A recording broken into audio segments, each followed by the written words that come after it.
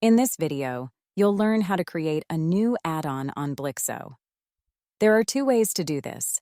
The first way is to create it in the add-ons section, and the second way is to create it directly from the subscriptions section. Let's get started.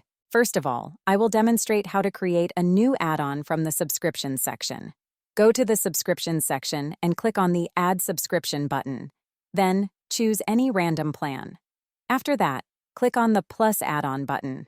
Now, click the Plus Add a New Add-on button to go to the New Add-on screen. Input the required information in the fields. Click the Save button to create it. Let's verify.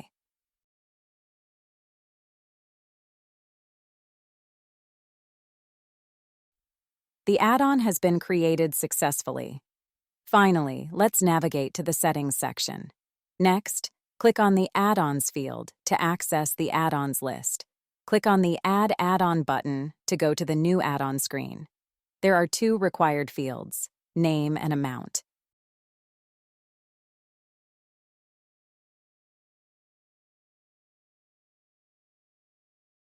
If you want to associate this add-on with an item, you can choose an item here.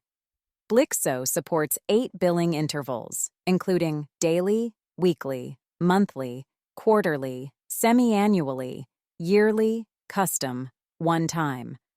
Also, you can attach this item to a subscription here.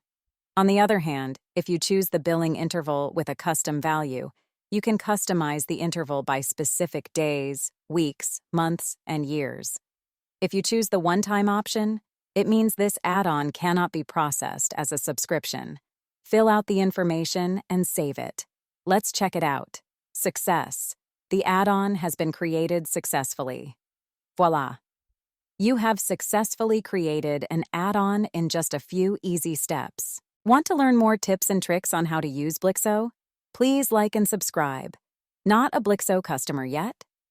Want to grow sales, manage subscriptions, improve retention, and automate accounting?